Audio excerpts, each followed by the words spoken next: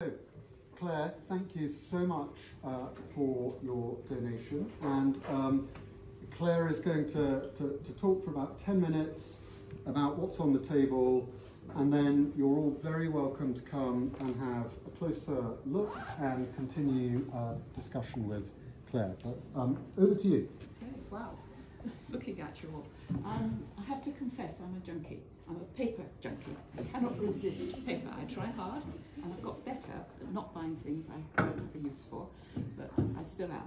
So 30 odd years ago, I signed up for a workshop in Japan and thought I'd go around the world to get there. So I went to California and then met somebody who made shifu, which is what we're going to be talking about, which is threads made from paper.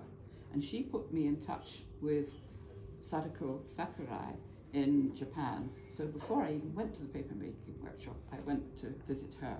And this is what I gathered from there. I mean, she took me to visit her paper maker, who is really particular about the quality of the sheets that he makes, where they've got to be really fine, they've got to have all the grain direction going this way, so and he only ever made it in the winter when the weather was cold. So we did that in the morning, and that was fascinating, just seeing him in his really, somewhere backwards sort of workshop. Then in the afternoon, I was put to work. I had no idea this was going to happen, but I was going to be taken through every stage of making shifu. So I was given the sheets of paper. I had to fold them into 4. I was shown how to cut them into 2mm strips. And her husband was also very involved, and I was told when I was doing it wrong and had to get it right. So this is, well, there's some pieces here, they've obviously come apart. You don't cut through the ends. Then you get a rough concrete block and damp this, and you roll it. So you get the beginnings of thread coming, still joined at the ends. And then the next tedious job, which must be a TV watching job or something, is that you break through here and spin it, so you get thread. And then you spin it properly, and you get thread. So there you are. Nothing to it. I stayed with them that night and slept in her workshop, and there's some photographs here of her loom and a whole basket of threads that she's got ready for spinning. You've got her spinning there, and you've got some of the dyeing process, because she dyed wonderful colours.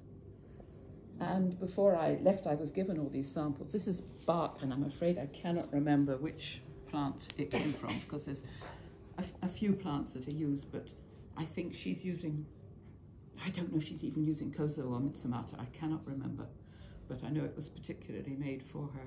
I was also given these lovely little samples from a sample book of the paper thread woven with paper on one occasion, with silk, and with paper from a different fibre, from Gampi, and some of the different colours you can see there as well.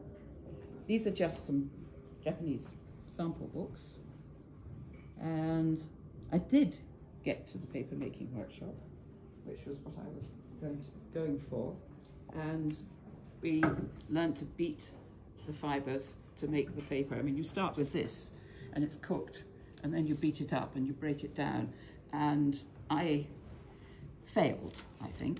This is, I don't know if you can see it against the light, this is very lumpy and very squiggly.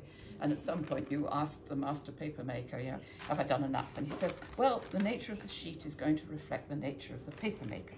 So there was somebody else who did this beautiful, completely smooth, beaten out sheet, and this one would have been, you can sort of get a feel on the edges. We also did some wonderful tie-dye. This I couldn't manage. I did manage postcards, they were lumpy, but that's fine, I like the postcards. This, I've done British paper making, and I don't know if any of you have done it, but you go into the water and you let it all drip out and you try and get it even. In Japan, it's a much thinner liquid, and you go in and you go in again, and you go in again, and each time, the second time or the third time you go in, I created a bow wave, and everything I'd put down before came slooshing back. So these are really uneven. I think my first sheet I did, this size, was perfect. After that, it was much worse. And we also did dyeing with indigo.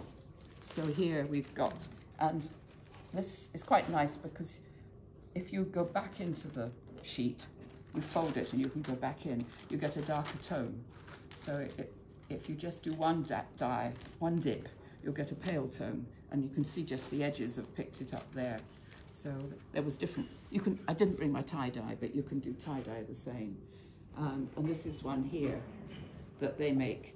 This was a book I did about the origami factory on Shikoku. The Sakurai family were about 60 miles north of Tokyo, and the origami factory is on Shikoku, and about 20 miles in from the coast. But so I've got samples of various papers in here that they made there. I don't think they make the full range now. They're still there, they still exist. They have an amazing museum, and I think they still run courses.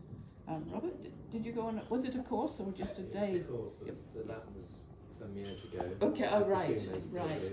Yes, I mean they talk about have artists going there, but then you have to pay for all the facilities you're going to be using. So I'm not quite sure how that works out.